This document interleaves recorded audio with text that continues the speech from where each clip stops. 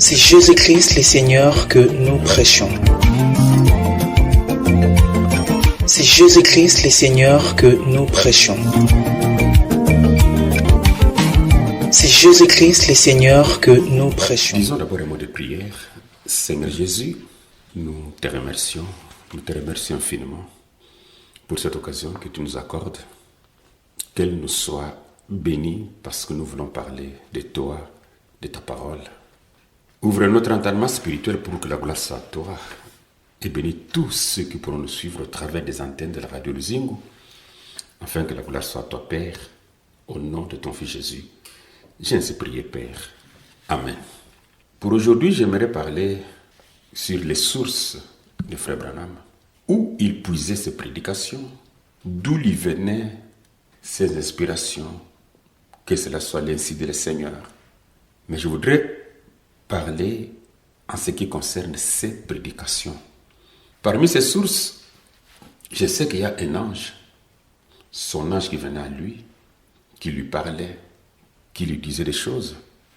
Et il déclare même dans sa prédication intitulée « Israël dans sa patrie », 29 mars 1953, au paragraphe 40, il dit « Il ne m'a jamais rien dit, jamais, depuis que j'étais un bébé, et cette colonne de feu. » C'est dire que dès ce temps-là, autant que je me rappelle, il ne m'a jamais dit la moindre chose qui soit fausse.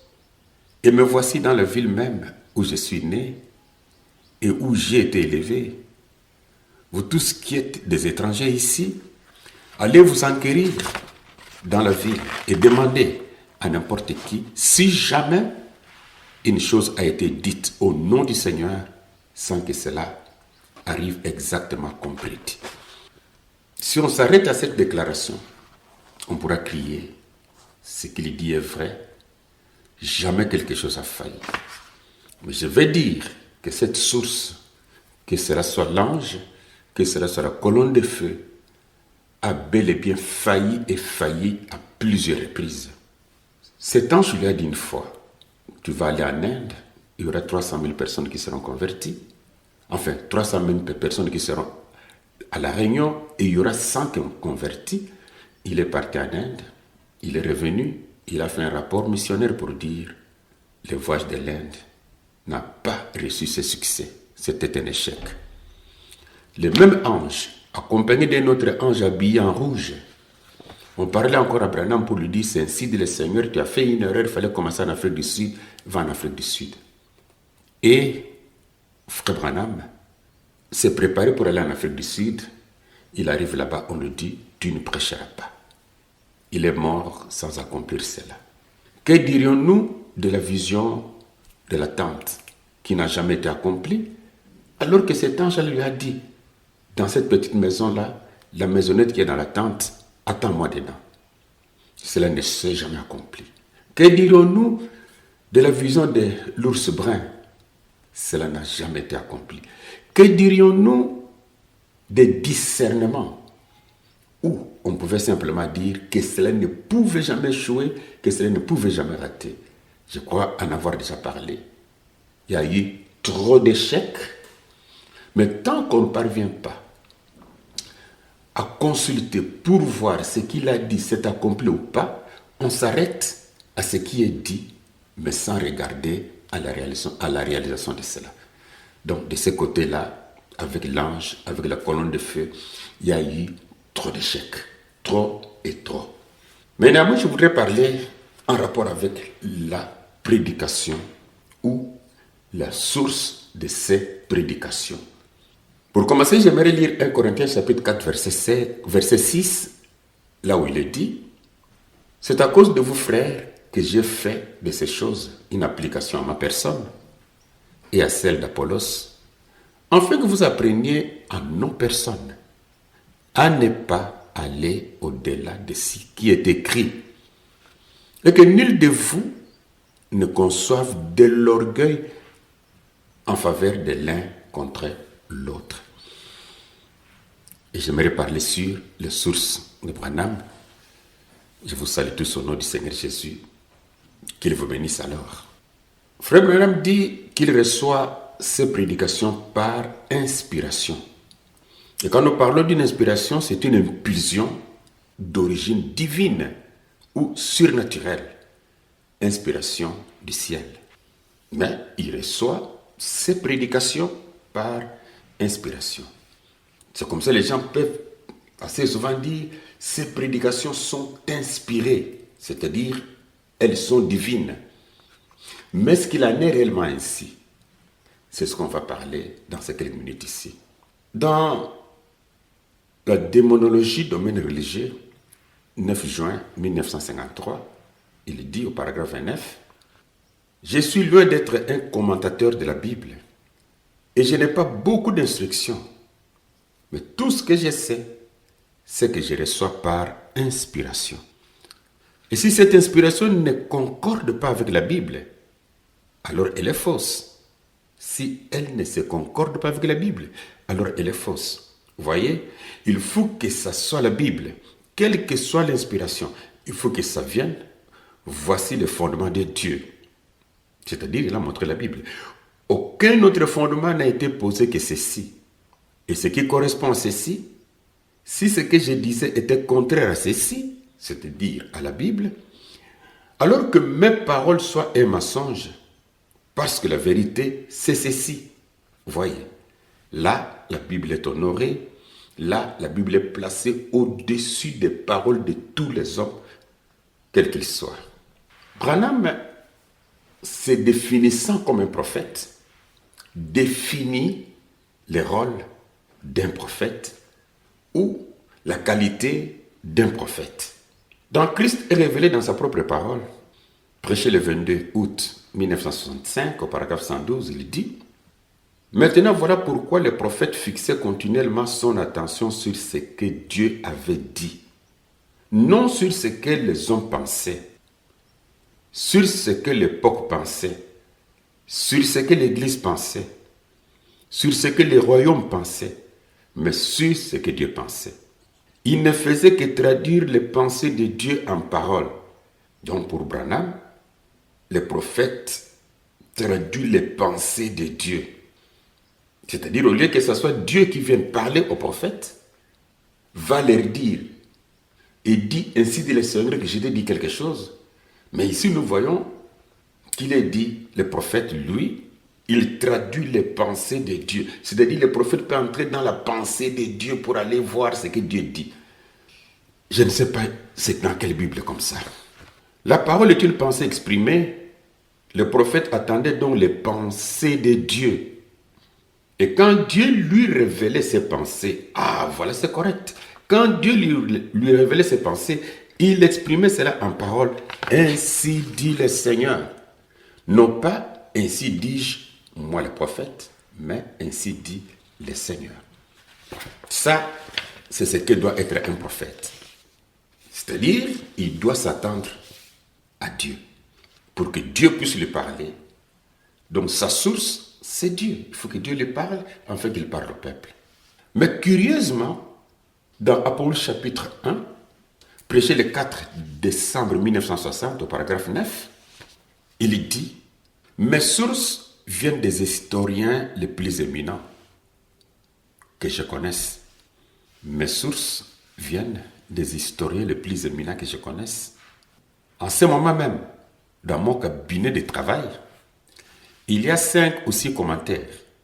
Les 2 Babylone de Hislop, les livres de martyrs de Fox et d'autres bons livres, comme par exemple l'Avant-Concile de Nicée. Et chacun d'eux a environ 400 pages. Et au sujet du Concile de Nicée, nous y trouvons toutes les références historiques possibles. Parce qu'à partir des bandes magnétiques, nous allons écrire un commentaire de cet âge de l'Église que nous enverrons dans le monde entier. Si nous le pouvons, car nous sommes dans les derniers jours. Nous sommes au temps de la fin. Au paragraphe 256, mais prenez les livres de martyrs de Fox. C'est vraiment quelque chose d'authentique. Les livres de martyrs de Fox, combien l'ont-ils lu? Les âges primitifs de Pember, ou les 2 Babylone de Hislop, ou quelques bonnes sources sûres. Les meilleurs que nous ayons, c'est le concile pré-nicéen et le concile de Nicée. Là, il est en train de lire, de consulter les historiens, de lire, de consulter les docteurs ou les théologiens. Je ne suis pas contre cela. Mais un prophète n'a pas à lire pour avoir une pensée dans ce qu'il lit, afin d'aller dire aux gens, ainsi dit le Seigneur. Même prédicateur le fera. C'est-à-dire un ministre de l'évangile le fera. Et ces ministres de l'évangile, ils sont dans Éphésiens 4:11. Il y a un apôtre, il y a un prophète, il y a un docteur, il y a un évangéliste, il y a un pasteur. Et ils peuvent lire. Mais le prophète, lui, attend ce que Dieu lui dira pour en parler. Mais nous voyons Frère Branham ici, en train de lire. Je n'ai pas condamné ça. Dans la 70e semaine de Daniel, 6 août 1961, paragraphe 199, il dit « C'est quelque chose que je n'ai appris qu'hier, hier seulement. Je l'ai pris de l'historien Paul Boyd. Et j'ai fait des recherches là-dessus dans les Écritures. J'ai trouvé ces autres dates, ces dates-là, et tout. Et avec ça, j'ai fait mes recherches en suivant ça d'un bout à l'autre. Nous voyons qu'il est en train de sonder les historiens. Dans Paradoxe 10, 12, 1961, paragraphe 33, il dit « Les gens étaient dans l'église pentecôtiste des premiers jours, comme je vous en parlerai, selon de nombreux historiens différents. Et je vais vous l'apporter les premiers pèlerins de l'église, de chez Ironside, et les de Babylone, de chez Islope, des pères pré-nicéens du concile de Nicée, et beaucoup d'entre eux, les écrits de Hazeltine, de l'église primitive, et d'autres, voyez-vous. Donc, il était quand même un bon lecteur. Jouait-il le rôle d'un prophète, comme Moïse, comme Ézéchiel? Ou alors, il était un prophète dans Éphésiens, chapitre 4, verset 11, comme un prédicateur qui doit lire aussi les autres, afin de s'inspirer du travail des autres pour pouvoir prêcher l'évangile. Il y a même une chose, où Frère Branham lisait même la sœur Aimée Semple-Ferson. C'était une femme qui prêchait l'évangile. Elle est née le 9 octobre 1890. Elle est morte le 27 septembre 1944. Elle était de l'église, disons, du plein évangile pentecôtiste, Fourcade. Branham parle d'elle dans La foi de Marie, qu'il avait prêché à Los Angeles, jeudi 9 avril 1959, au paragraphe 44, où il dit « La première fois que j'étais venu à Los Angeles, j'avais entendu parler de la fondatrice de ce temple, Madame Ferson. J'ai visité sa tombe, je me suis tenu là, j'ai incliné la tête et j'ai dit « Ô Seigneur, merci pour la vaillante vie de cette femme. Je ne l'avais jamais connue. Je n'avais jamais eu le privilège de la voir. J'ai ses bandes à la maison et j'ai lu ses livres et autres. Cette dame avait peut-être commis des fautes, comme vous et moi. Nous en avons tous commis. Mais ce soir, ce temple se tient là comme un mémorial de son amour pour Jésus-Christ. Il lisait, même des femmes. Il avait les prédications des femmes dans sa maison, dans des bandes où il suivait. Oui, c'est avec l'intention de soutirer quelque chose. Je ne suis pas contre le fait de lire les autres. Ça, c'est ce que moi j'ai fait. Vraiment, je les lis. Je les écoute. Je ne suis pas contre le fait de lire les théologiens, les docteurs, ces historiens. Non. Mais le fait pour Branham de prendre ce qu'il a lu chez les historiens, chez les théologiens, chez les docteurs, et dire ensuite qu'il a reçu une révélation. Non, c'est là où la chose ne marche pas. Cela revient à dire à mentir ou à plagier. Parce que ce que tu as lu, on doit être sincère. C'est comme quand les gens prêchent dans leurs églises, ils disent Branham a dit. Pourquoi ils disent Branham a dit? Parce que ce n'est pas lui qui prêche là qui a dit ça, mais il y a quelqu'un d'autre qui a dit ça. On doit citer le nom de la personne qui a dit ça, même dans la Bible. Jean-Baptiste pouvait dire ce que vous voyez ici, c'est ce qu'Ésaïe avait dit. Ce n'est pas bien que tu prennes quelque chose de quelqu'un d'autre, mais tu en fais ta révélation en toi, alors que la chose est écrite. C'est même condamnable par la loi. C'est ça qui est mal. C'est ça qui est mauvais. Mais il avait le droit de lire les autres. Mais si la chose que tu as lue, tu l'as trouvée bonne, ou alors tu parles simplement, ou alors tu cites le nom de la personne, le nom de l'auteur, le nom de l'écrivain, que de dire Dieu m'a révélé, alors que Dieu ne t'a pas révélé. Alors quand on dit ça vient de Dieu, c'est-à-dire ton Dieu est cet historien-là, ton Dieu est cette femme-là, parce que tu l'as lu, elle est ton Dieu, et puis ensuite, tu viens parler au nom de ton Dieu pour dire Dieu m'a dit. C'est ça qui est mauvais. Dans la Bible, nous avons le prophète Daniel qui a lu le prophète Jérémie. C'est-à-dire, il a lu les livres. Mais en lisant les livres, qu'est-ce que Daniel a dit? Dans Daniel chapitre 9, verset 2, Daniel dit ceci. La première année de son règne, moi, Daniel, j'ai vu par les livres qu'il devrait s'écouler 70 ans pour les ruines de Jérusalem, d'après le nombre des années dont l'Éternel avait parlé à Jérémie le prophète. Daniel était un prophète. Il n'a pas voulu s'approprier de ce que Dieu a dit à Jérémie pour dire au peuple en son nom, comme si c'est Dieu qui lui a parlé. Non, il a cité le nom de la personne. Il a cité le nom de Jérémie. Et maintenant, parce qu'il a cité le nom de Jérémie, nous pouvons lire dans la Bible, chercher dans la Bible. Mais Jérémie a parlé ça où? On va retrouver en deux endroits.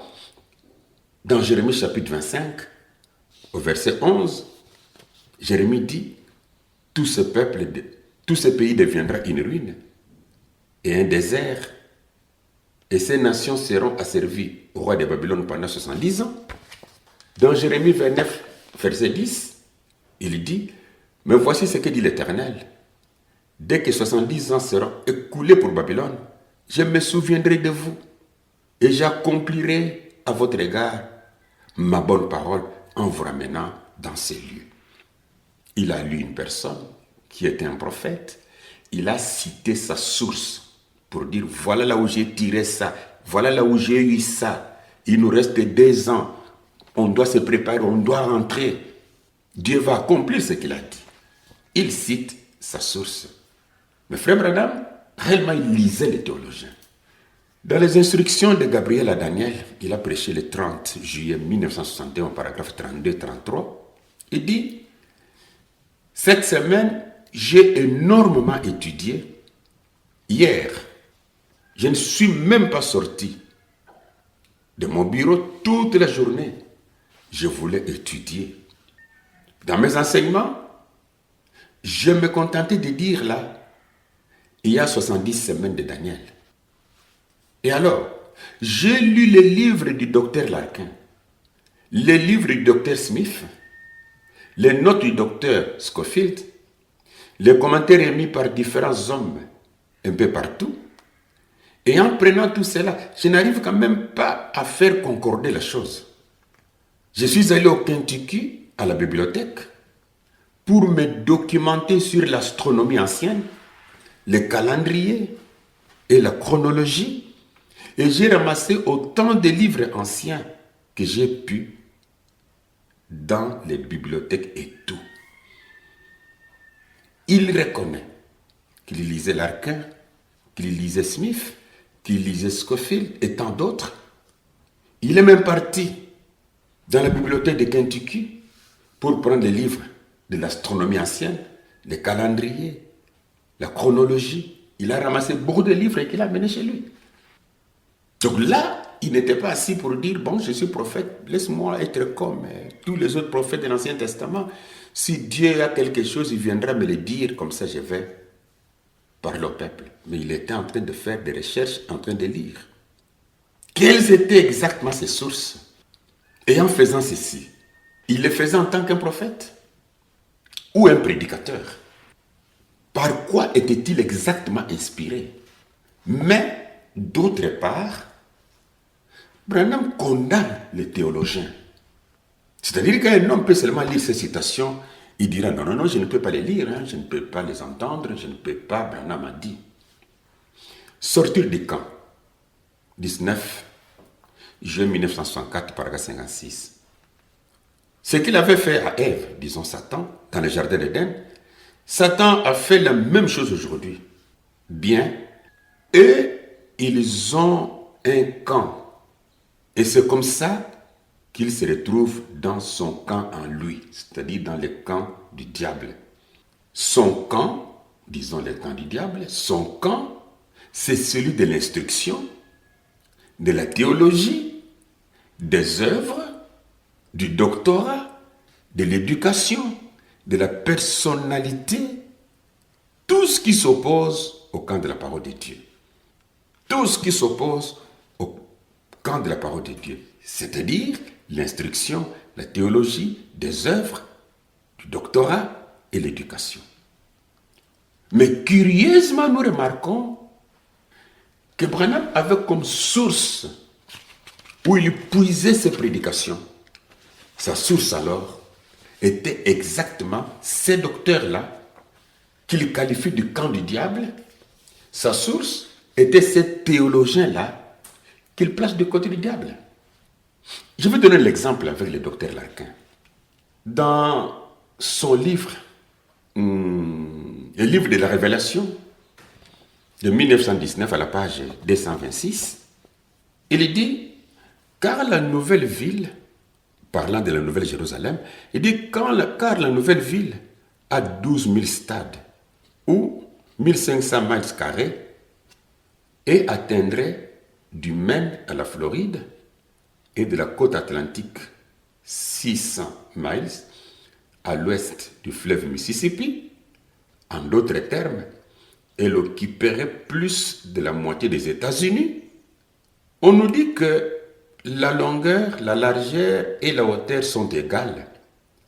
Cela ne signifie pas nécessairement qu'il s'agit d'un cube, car il existe une autre figure géométrique qui a des dimensions égales et qui est une pyramide.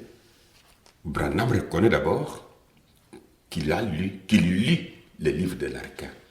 Mais quand il va prêcher dans les demeures futures de l'épouse céleste et de l'épouse terrestre, du 2 août 1964 au paragraphe 366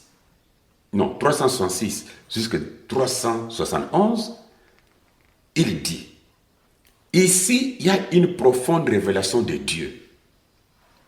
Maintenant, nous allons lire, il s'agit de quelle profonde révélation de Dieu? Ici, il y a une profonde révélation de Dieu. Vous savez, jusqu'où ça irait, cette vie-là, disons. J'ai mesuré ça cette semaine. Branham dit qu'il a mesuré ça cette semaine-là. Disons cette semaine-là du 2 août 1964. Il a mesuré ça. Ça irait du Maine jusqu'en Floride et de la côte maritime est jusqu'à 600 miles plus loin, à l'ouest du Mississippi, autrement dit la moitié des États-Unis, juste pour la ville. Il est dit que les murailles et le fondement étaient égaux. Ça ne veut pas forcément dire que c'est un cube ou un carré. il y a une autre mesure géographique dont les dimensions sont les mêmes. C'est une pyramide. Même si on est aveugle, il dit qu'il a le livre de l'archan. Vraiment, j'ai ce livre-là. Je le répète encore, c'est à quelqu'un qui veut en avoir, parce qu'il est électronique, je peux le lui envoyer. Branham lit les livres, il lit les livres, il reconnaît qu'il a lu l'archan, il lit les livres de l'archan, mais ici il nous dit, il y a une profonde révélation de Dieu. Plus loin il va pour dire, j'ai mesuré ça cette semaine, peut-être en vision, mais il a mesuré. Et quand il va donner les mesures, ce sont les mesures que l'archan a données. Quand il va donner la forme de la ville, c'est la forme que l'archan a donnée. Mais pourquoi appeler ça une révélation? Pourquoi ne pas dire, j'ai lu l'archan de la manière que l'archan a parlé, en tout cas il a parfaitement raison, les mesures qu'il a données là, c'est parfait, c'est cela. Mais pourquoi dire qu'il y a une profonde révélation de Dieu? Pourquoi? Et tout le monde criera pour dire, Frère Branham a dit. Frère Branham a dit. Mais laissez-moi vous dire, quand vous allez lire cette brochure, la demeure future, ne dites plus Frère Branham a dit. Dites simplement, l'archan a dit. Donnons à l'archan sa place, même si Branham n'a pas cité le nom de l'archan. Une fois, j'en avais déjà parlé sur le 7e sceau, sur un exemple que l'archan avait donné dans son livre de la Révélation de 1919, à la page 75. Parlant du 7e sceau. Parce qu'Apocalypse 8:1 dit, quand il a vu le 7e sceau, il y eut dans le ciel un silence d'environ une demi-heure. Écoutez ce que l'archan dit. Il ne faut pas oublier que le 7e sceau comprend tout ce qui se passe pendant le son de trompette et le déversement des coupes, et se prolonge jusqu'à l'inauguration du millénium pour illustrer, l'archan dit, pour illustrer, une fusée tirée dans l'air peut éclater en 7 étoiles, et une de ces étoiles, cette autre étoile, est l'un des deuxième groupe d'étoiles dans un troisième groupe de 7 étoiles. Ainsi, le 7e sceau comprend les 7 trompettes, et la 7e trompette comprend les 7 coupes. L'archan fait une comparaison avec la fusée.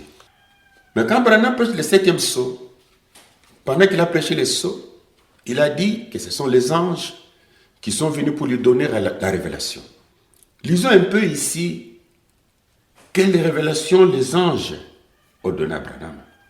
Dans le 7e sceau prêché le 24 mars 1963, au paragraphe 233-234, Branham dit, remarquez, c'est la fin de l'âge de l'Église, c'est la fin du 7e sceau, c'est la fin des trompettes, c'est la fin des coupes, c'est la fin de l'inauguration au millénium. Tout ça dans le 7e sceau. C'est comme quand on lance une fusée dans les airs. La fusée explose ici et elle monte, elle explose encore. Elle fait jaillir 5 étoiles. L'une de ces étoiles explose et elle propulse 5 étoiles. Puis l'une de ces 5 étoiles explose, elle propulse 5 étoiles. Vous voyez, ça continue comme ça jusqu'à ce que ça s'éteigne. C'est comme ça pour le 7e sceau. Il met simplement fin au temps de ce monde, il met fin au temps de ceci, il met fin au temps de cela, il met fin au temps de ceci, il met fin au temps absolument, tout s'est terminé dans le 7e sceau. S'il y a une révélation qui est donnée ici, alors c'est que les anges sont venus pour corriger l'archan, en disant l'archan, tu as dit 7 étoiles, mais ce n'est pas 7 étoiles. Branham, ainsi dit le Seigneur, c'est 5 étoiles. Devrions-nous vraiment appeler que Dieu a envoyé les anges pour venir corriger 7 étoiles en 5? Réfléchissons. Mais quand les gens crient, ils crient en disant Branham a dit. Branham a dit. Mais pourtant, ce n'est pas ça. Je donne encore un exemple, toujours avec l'archan. L'exemple que je prends, il est dans dans la demeure future. Lisons d'abord l'écriture, ce que Pierre a dit. C'est dans 2 Pierre chapitre 3 verset 10. Pierre dit, le jour du Seigneur viendra comme un voleur. En ces jours, les cieux passeront avec fracas, les éléments embrasés se dissoudront et la terre, avec les œuvres qu'elle renferme, sera consumée. Et quand l'Archin a parlé dans son livre, il a parlé de ce verbe passer. Les cieux passeront avec fracas. Dans la vérité en dispensation, 1918, à la page 192, écoutez ce que l'Archin dit. Il dit, le mot grec parerchomai, traduit disparaître, ne signifie pas la fin de l'existence ou anéantissement, mais signifie passer d'une condition d'existence à une autre. L'apôtre Paul, dans sa lettre à Tite 3, 5, parlant de la régénération des hommes, utilise les mêmes mots que Jésus utilisa dans Matthieu 19, 28. Il promit à ses disciples dans la régénération, c'est-à-dire dans la nouvelle terre. Arrêtons-nous là. Mais c'est long. Lisons Branham dans la demeure future, 2 août 1964, paragraphe 172. Écoutez bien ce langage.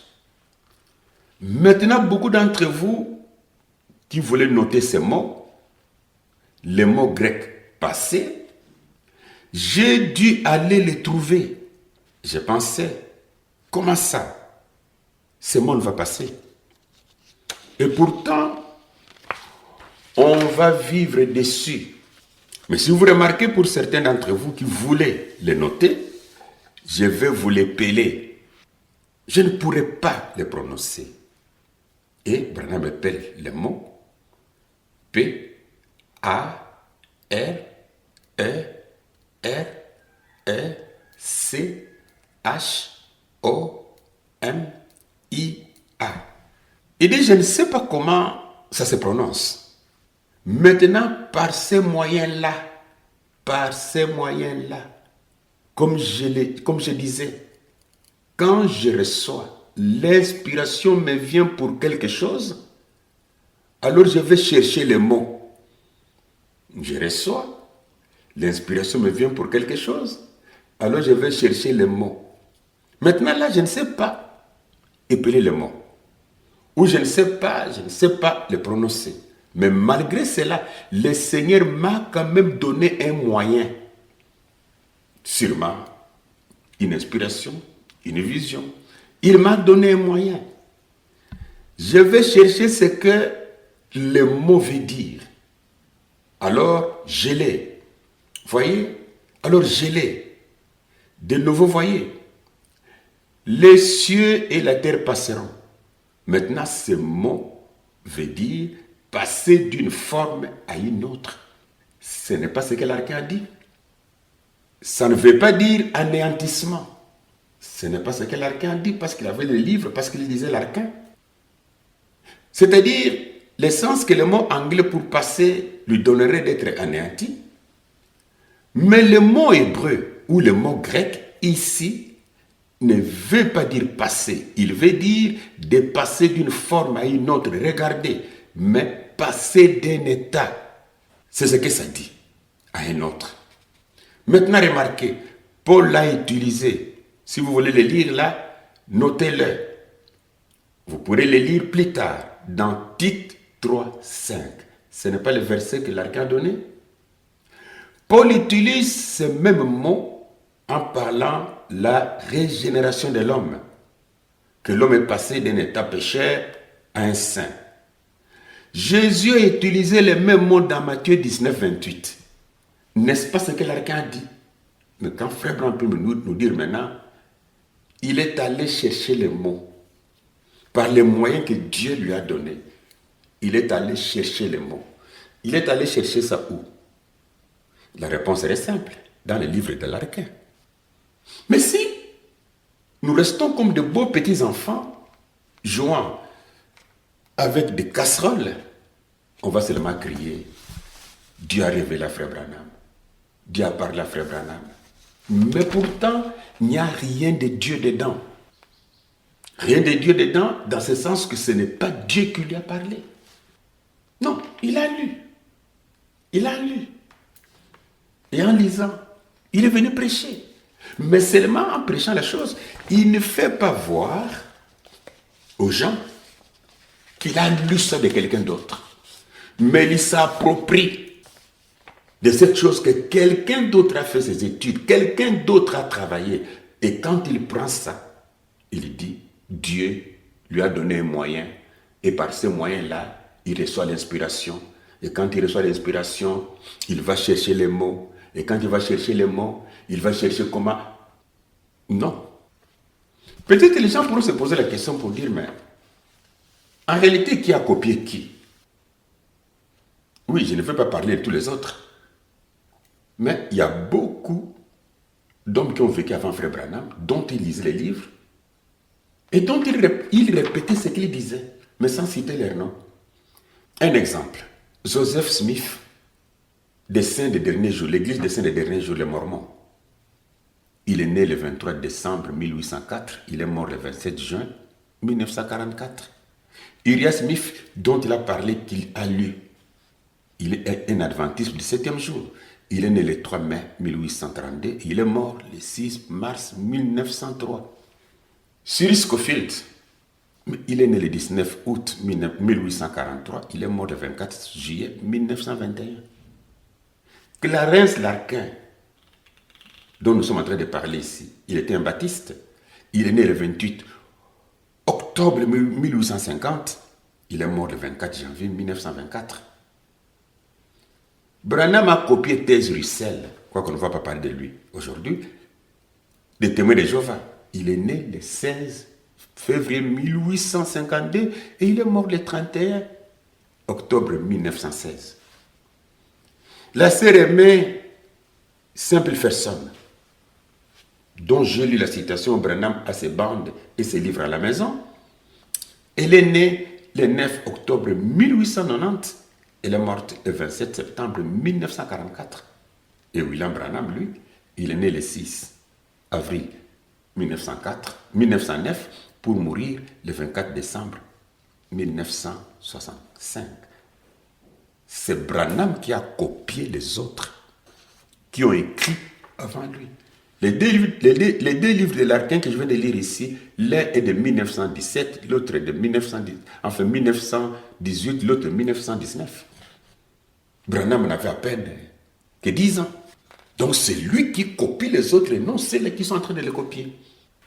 La Bible nous parle de 4 êtres vivants qui sont autour du trône. Mais autour de cela, l'Archin dans son livre a dit quelque chose. Moi, je ne dis pas que tout ce que l'Archin disait est véritablement vérité. Mais je voudrais seulement montrer la source de Frère Branham. Il puisait où? Il puisait où? Écoutez d'abord Frère Branham dans le livre d'Apocalypse, chapitre 4, 3e partie, où le trône. Il a prêché le 8 janvier 1961, paragraphe 264. On va aller jusque... Bon, je vais citer le paragraphe. Il dit, restons un moment sur ces sujets des animaux, des créatures vivantes. Quelles sont-elles? Si ce ne sont pas des anges, ni des hommes rachetés, que sont-elles? Aimeriez-vous le savoir? Voici mon interprétation. Retenons ça. Branham dit, voici mon interprétation. Donc son interprétation en rapport avec les 4 êtres vivants. J'espère qu'elle est juste. Je crois qu'elle l'est. Ce sont les gardiens établis par Dieu autour de son trône. Ce ne sont pas des anges, ni des hommes. Ce ne sont pas des bêtes sauvages. Ce sont des animaux, des créatures vivantes. 285. C'est ainsi que j'ai fini par trouver qui étaient ces êtres vivants.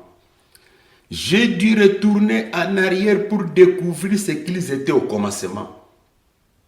Branham dit qu'il a dû retourner en arrière, pour découvrir ce qu'ils étaient au commencement.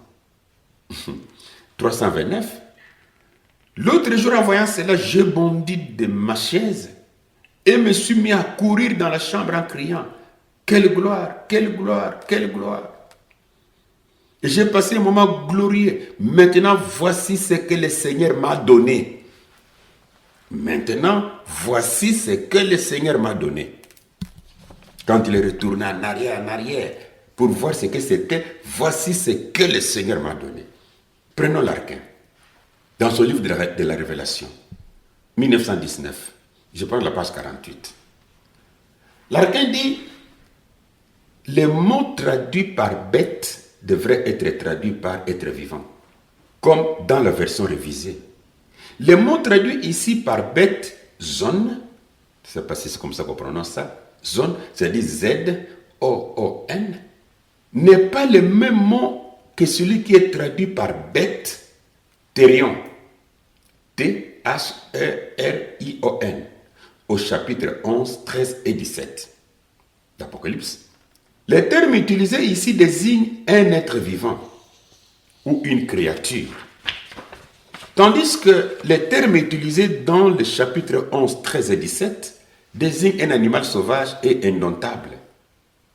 Ce ne sont pas des êtres angéliques, car ils se distinguent des anges, qui sont mentionnés comme une classe à part dans Proverbe chapitre 5, verset 11.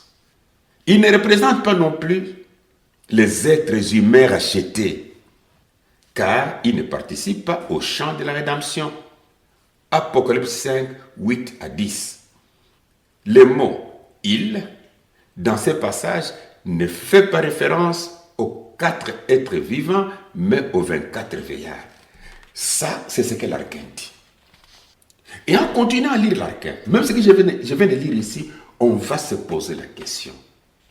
Le Seigneur a-t-il réellement dit cela à Branham? Branham dit dans son ministère, il est venu pour révéler les secrets qui sont cachés. Qui doit lui révéler ces secrets-là? C'est Dieu. Par quel canal? Par le canal des anges? Ou de son ange? Ou par la vision? Ou par une révélation? Ou la colonne de feu par laquelle Dieu va lui parler? Mais je me pose la question. Où ces secrets a-t-il échappé de Dieu pour que Satan prenne ces secrets avant les temps pour aller parler à l'archin, supposons, je ne fais qu'une supposition, et que l'archin puisse déjà parler de la chose, quoique Dieu a vu que son secret était déjà volé par Satan, que Satan a déjà parlé à l'archin, mais Dieu dit quand même, bon, ça ne dérange pas, même si l'archin a parlé, moi, je vais quand même dire à Branham de reparler à mon nom. Est-ce qu'on peut croire que cela est vrai ici? À mon avis, je pense que le nom de Dieu est cité en vain ici. Si je prends le trône, nous venons de lire l'archin parlant de ces bêtes, zone, thérion. Et quand nous lisons Branham dans le trône, 8 janvier 1961, paragraphe 251, écoutez ce qu'il dit. On y décrit un de ces animaux. Ce mot animaux signifie créature vivante, en grec zone. 252. Je voulais lire Apocalypse 11, 13 et 17. N'est-ce pas ce que l'archin dit? Mais nous n'en aurions pas le temps. Là, on ne parle plus d'animaux, mais de bêtes. En grec, thérion. Ce n'est pas ce que l'archin dit. Ce qui signifie bête sauvage indomptée. Mais zone signifie créature. Il y a 4 êtres vivants, 4 zones, non pas de bêtes sauvages, thérion, mais zones de créatures vivantes. Thérion, ce sont des bêtes sauvages indomptées. 259. Ici, dans le chapitre 4, il s'agit d'animaux, de créatures vivantes et non de bêtes. C'est la même chose dans Ézéchiel 1. L'archan s'y en parle, parce qu'il cite cet Ézéchiel-là. Mais, ici, ce sont des créatures vivantes Que sont-elles? Ce ne sont pas des anges. 264.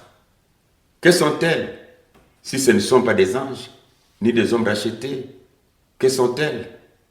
Aimeriez-vous les savoir? Voici mon interprétation. Ce sont les gardiens établis par Dieu autour de son trône. Voici mon interprétation. Mais quand nous prenons Claes Larkin à la page 48, dans le livre des Révélations, il dit, les 4 êtres vivants ne font pas partie de la même classe que les 24 veillards, car ils n'ont pas de trône, de couronne, de harpe ou de coupe d'or. Ils sont les gardiens du trône de Dieu. Donc pendant que l'Archin dit qu'ils sont les gardiens du trône de Dieu en 1919, alors frère Branham, Dieu va lui envoyer la révélation en 1961 pour répéter ce qui était déjà dit. Pas possible. Ils sont les gardiens du trône de Dieu et l'accompagnent partout où ils passent. Ézéchiel 1, 24 28. Ils sont au nombre de 4. Ce qui correspond au nombre de la terre, et ont donc quelque chose à voir avec la terre. C'est-à-dire qu'ils s'intéressent à la régénèse de la terre et à son ancienne gloire avant la suite. Ils ont des yeux devant et derrière et à l'intérieur qui révèlent leur intelligence et leur perspicacité spirituelle des choses passées, présentes et à venir. Et ils sont inlassables à leur service. Saint, Saint, Saint, Seigneur Dieu Tout-Puissant, qui était, qui vient. Je veux risquer de lire et d'être très long. Parce que toute cette prédication sur le trône n'a été une copie de tout ce que l'Archin a dit. Au descens, pendant que Branham dit qu'ils sont les gardiens du trône, mais c'est l'Archin qui a dit qu'ils sont les gardiens du trône. Et de grâce, Branham reconnaît qu'il lisait l'Archin. Il n'y a rien de neuf. Rien. Alors que la prédication sur le trône a été complètement épuisée du livre de l'Archin. C'est comme les événements modernes rendus clairs par la prophétie. C'est le livre de l'Archin. C'est comme la demeure future. C'est le livre de l'Archin. Les âges de l'Église. C'est le livre de l'Archin. Les 7 sceaux. C'est le livre de l'Archin. Les trônes. C'est le livre de l'Archin. Qu'est-ce qu'on peut dire encore? Mais où est la révélation dans tout ça? Vous savez, cette prédication sur le trône, je mets tellement cela, j'ai prêché ça un peu partout. J'ai prêché ça en Chine, j'ai prêché ça en Angola, dans les Kasaï, j'ai prêché ça en Zambie, partout où je vais. Donc, j'aimais cette prédication. C'est là où je voyais vraiment que Frère Branham, il est vraiment Frère Branham. Mais, quand j'ai découvert ensuite que ce n'est même pas lui, parce que quand il dit, je l'ai reçu, je disais, mais quel homme en communication avec Dieu, quelle permanence de la communication avec Dieu. Mais ma déception, c'est de voir que les choses que je croyais venant de Dieu, pourtant ça venait de la terre. Ce n'est même pas Dieu qui a parlé avec lui. Ce n'est pas Dieu qui lui a dit ça. Mais il lit, mais il ne cite pas le nom de l'homme, ni du bouquin, ni du livre. On n'est pas obligé de citer le nom de la personne. Mais néanmoins, ne dites pas que Dieu m'a dit. Très simplement. C'est comme quand nous prêchons l'évangile. Nous prêchons, on peut dire ce que Paul a dit, sans dire que c'est Paul qui a dit. Tu cites simplement, tu avances. Un bon connaisseur dira, ah, ce qu'il dit là, c'est ce que Paul a dit. Ce qu'il dit là, c'est ce que Moïse a dit. Mais le mal, c'est quoi? Tu cites ce que Paul a dit, sans citer le nom de Paul, mais tu dis, Dieu m'a dit. C'est ça la tricherie. C'est ça l'erreur. C'est ça la faute. Prenons encore un exemple. Dans l'âge de l'église de Pergame, 7 décembre 1960, au paragraphe 56, pour l'étoile, pour l'ange de cette église, d'après tout ce que les saintes esprits m'ont laissé voir, écoutez bien, tout ce que le Saint-Esprit m'a laissé voir, j'ai choisi Martin. Donc Martin est choisi d'après tout ce que le Saint-Esprit lui a fait voir. Ce fut la révélation qui m'a été donnée, une révélation qui m'a été donnée à la suite de la lecture de l'histoire des saints de cette époque. Donc il a lu l'histoire, beaucoup de livres comme j'ai cité là, des saints de cette époque-là. Alors ensuite, une révélation lui a été donnée pour dire que cet homme-là, qui devrait être le messager de l'âge de Pergame, quoique les âges de l'Église n'existent pas, c'est Martin.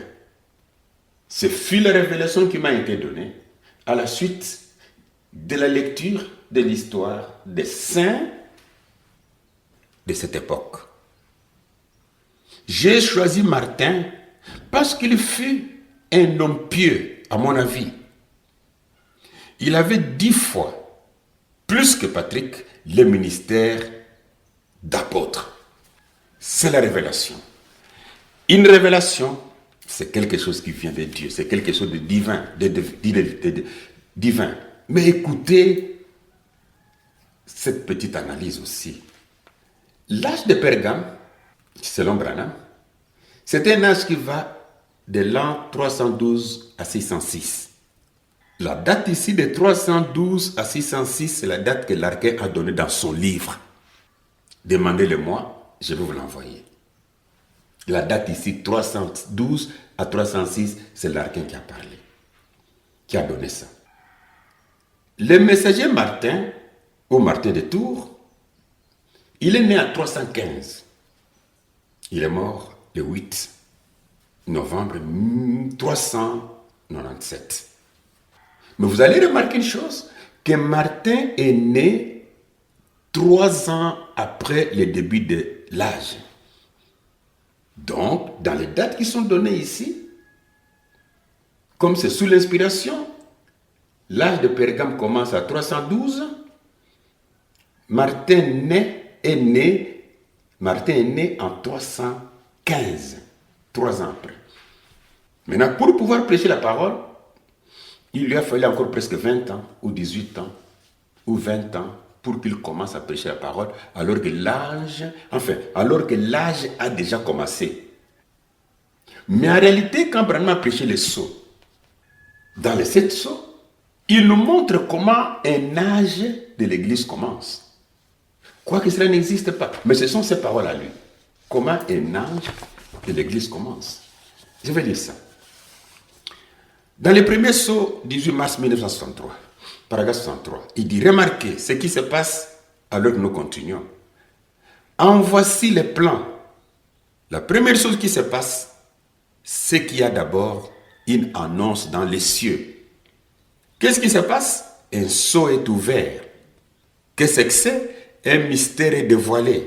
Voyez, et quand un mystère se dévoile, un mystère est dévoilé, ça déclare une guerre, un fléau est déversé et un âge de l'Église commence.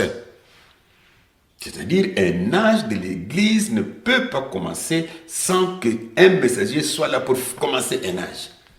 L'âge de l'Église devrait commencer avec le messager, s'il y en avait. Mais maintenant, l'inspiration qui lui a été donnée pour choisir Martin est né 3 ans après le début de l'âge, alors qu'à l'âge de 3 ans, Martin ne pouvait pas prêcher l'évangile pour que l'âge commence. S'il y en avait. Donnez un autre exemple. Pour l'âge de Thyatire. Pour Branham, cet âge de Thyatire commence de 606 à 1520. Mais vous allez retrouver la même date ici, les mêmes années de 606 à 1520 pour l'âge de Thyatire dans les livres de l'Archin. Donc Branham a copié de l'Archin. Non, il était vraiment son bon professeur. Et le messager, c'était Colomba. Colomba est né le 7 décembre 521. Il est mort le 9 juin 593. L'âge dont Colomba est messager commence en 606. Colomba Diona est mort 7 ans, 7 ans avant que l'âge ne commence. Donc, il a vécu dans un autre âge. Que dirons-nous? Il est mort 7 ans. 7. 1, 2, 3, 4, 5, 6, 7. 7 ans avant que l'âge ne commence. Il est mort. Mais tout ça, c'est pas une révélation. Les dates, c'est pas une révélation. Les messagers, c'est pas une révélation. Mais ce n'est pas possible. Comment il va mourir avant le temps? Avant même que l'âge ne commence. Donc dans l'âge qui a précédé, je pense que c'est l'âge de Pergame, là on peut dire qu'il y avait deux messagers. Un messager qui était opérationnel et un messager qui ne l'était pas. Ou alors il a prêché au temps de Pergame et puis il a pris toutes ces prédications pour les larguer dans l'âge de Thyatire. Pas possible. Il s'agit de quelle sorte de révélation? Alors qu'en réalité, les dates sont copiées. Ils sont copiés de l'archin. Parce que cette révélation ici ne peut pas contredire les sceaux qui sont également une révélation. Parce que la révélation par excellence, ce sont les 7 sceaux. Où les anges sont venus, c'est même la parole pour Branham. Où les anges sont venus pour lui parler. Dans chaque prédication, la lumière venait d'après ce qu'il raconte. Donc ce qu'il dit dans les sceaux, il a dit dans le 7e psaume, c'est ainsi dit le Seigneur. L'histoire, la révélation, la parole, il y signe pour dire c'est ainsi dit le Seigneur. Et dans cet ainsi dit le Seigneur, l'âge ne peut pas commencer sans un messager. Mais comment Thyatire un âge sans messager et son messager a vécu dans un autre âge? Ce n'était pas la révélation de Dieu. Donc les sources de Frère Branham, si on regarde très bien, ce sont les historiens, ce sont les théologiens, ce sont les docteurs, mais sauf quand il puisait dedans, il disait « Dieu m'a dit », alors que Dieu ne lui a rien dit. Il y avait beaucoup à parler, mais je m'arrête là. Merci pour la radio Le Zingu. Que le Seigneur Jésus-Christ vous bénisse. Merci.